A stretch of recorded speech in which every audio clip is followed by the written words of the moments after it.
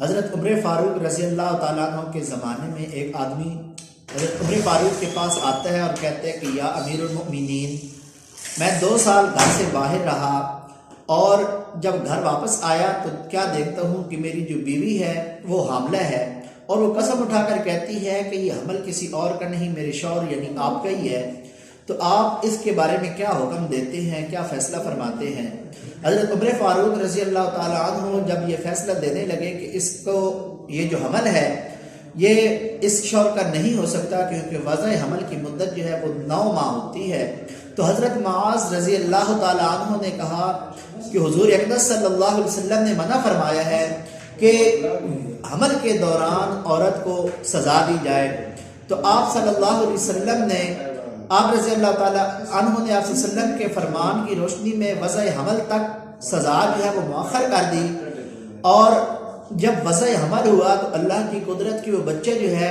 وہ اتنا تھا کہ جتنا 1 سال کا بچہ ہوتا ہے، یعنی کہ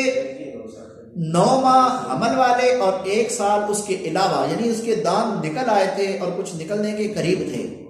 تو حضرت عمر فاروق رضی اللہ تعالیٰ عنہ نے حضرت معاذ کا شکریہ ادا کیا کہ آپ نے مجھے یاد دہانی کرا کر مجھے اوپر یہ احسان کیا ہے کہ مجھے ایک ناجائز فیصلہ کرنے سے آپ نے روک لیا۔ اور دوسرا یہ سوال پوچھا جاتا ہے کہ اگر عورت کو حمل کے دوران طلاق دے دی جائے تو کیا طلاق واقع ہو جائے گی کہ نہیں؟ اب یہ سوال جو ہے یہ بڑا ہی ہمارے معاشرے کے اندر اس کی الٹ جو ہے وہ معنی لیا جاتا ہے۔ لوگ یہ سمجھتے ہیں کہ حمل ہے اور طلاق بے شک دے دی گئی تو حمل کی وجہ سے طلاق واقع نہیں ہوگی، جبکہ شریعت کا یہ مسئلہ ہے کہ طلاق ایسا تیر ہے جب نکل جاتی ہے، یعنی کہ 3 طلاقیں ہیں تو پھر یہ واقع ہو جاتی ہیں کسی صورت میں، خواہ وہ خوشی میں دی جائے یا ناراضگی میں دی جائے یا غصے کی حالت میں دی جائے، طلاق جب دے دی جاتی ہے تو پھر وہ واپس نہیں ہوتی۔ ہاں اگر اس نے 1 طلاق دی، 2 طلاقیں دی یعنی طلاق رجوع دی،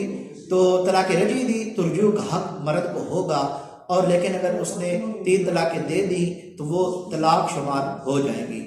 اب اس کی جو مدت ہے وہ اس کی وضع حمل ہے، وضع حمل تک وہ جو عورت ہے یعنی کہ اس کی عدت ہوگی، عدت کی جو مدت ہے وہ وضع حمل